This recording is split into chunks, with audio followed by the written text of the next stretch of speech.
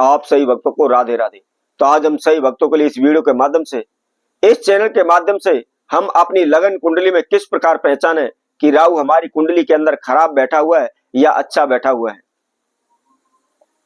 क्योंकि हमारे जीवन में अनेकों प्रकार की समस्याएं राहु के कारण उत्पन्न होती हैं। यदि हमारे सर पर कर्जा बैठता है, हम कंगाल होते हैं, हमारे बार बार धन में रुकावटें आ रही हैं, बार बार हमारा पैसा फंस रहा है, बार बार हम कर्जे में डूब रहे हैं, तो आप निश्चित समझ सकते हैं कि ये राहु देव की मेहरबानी है, राहु देव की बुरी दृष्टि, या राहु देव हमारी कुंडली के अंदर खराब बैठा हुआ है, नीच का बैठा हुआ है। जब तक राहु देव हमारे जीवन में उच्च का नहीं होगा, वह उसकी शुभ दृष्टि नहीं होगी, तो कभी भी हम धनवान नहीं बन सकते, कभी हमारे धन पैसे में बरकत नहीं हो सकती। तो इसी तरह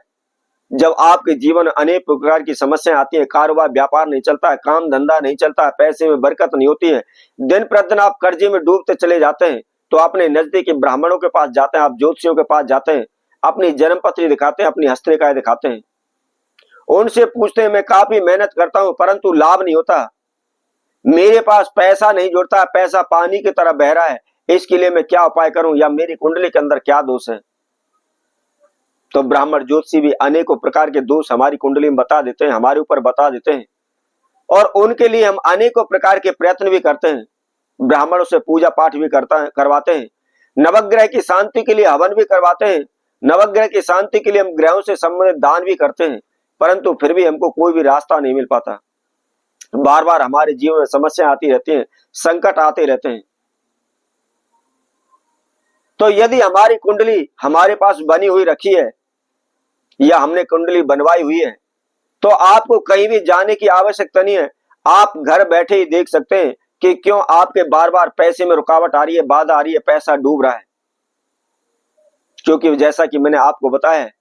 बार बार हमारे पैसे में अड़चन आती है, रुकावटें आती है, पैसा फंसता है, तो यह राहु देव की कृपा होती है, राहु देव की मेहरबानी होती है। तो उसके लिए आपको सर्वप्रथम राहु को देखना है कि आपकी कुंडली के अंदर शुभ बैठा हुआ है या अशुभ बैठा हुआ है, और जब आपको यह मालूम हो जाता है तब उसके उपाय आप उसके करें, उसी अनुसार राहु देव की आप पूजा करें, राहु देव के उपाय करें, राहु देव का दान करें, तो निश्चित ही आपके धन से संबंधित जो समस्या आपके जीवन में चल रही हैं उनका अंत हो जाएगा। तो सर्वप्रथम आपको क्या करना है, आपने अपनी लगन कुंडली अपने समक्ष रखनी है। बहुत ही आसान सा हम आपको एक विधि आपको बताएंगे, जिससे आपको शीघ्र ही राहु देव को पहचान लेंगे कि अच्छा है या खराब है। कोई भी आपको ग्रहों की गणना नहीं करनी, कोई भी आपको उनकी दशा नहीं निकालनी, सिंपल सा छोटा सा आपने इस विधि को अपनाना है। क्या करना है, आपने अपने ग्रह कुंडली जो आपने बनाई हुई है, उस कुंडली के आपने बुध को देखना है कि बुध किस घर में आपका बैठा हुआ है। जैसा कि मान लीजिए बुध ग्रह आपकी कुंडली के अंदर चौथे स्थान पर बैठा हुआ है, और यदि शुक्र बुध ग्रह से पीछे घर में बैठा हुआ है, यानी कि वह तीसरे घर में बैठा हुआ है या दूसरे घर में बैठा हुआ है, तो ऐसी स्थिति में आप निश्चित समझ सकते हैं कि राहु आपकी कुंडली के अंदर खराब बैठा हुआ है, वह कभी भी शुभ फल आपको प्रदान नहीं करेगा। या मान लीजिए आपकी कुंडली के अंदर जो भी आपकी लगन कुंडली है, उसके अंदर बुध ग्रह 9वें स्थान पर बैठा हुआ है और शुक्र ग्रह आपका 7वें स्थान पर बैठा हुआ है, या 8वें घर में बैठा हुआ है, या 5वें घर में बैठा हुआ है, तो निश्चित ही आपका राहु खराब है।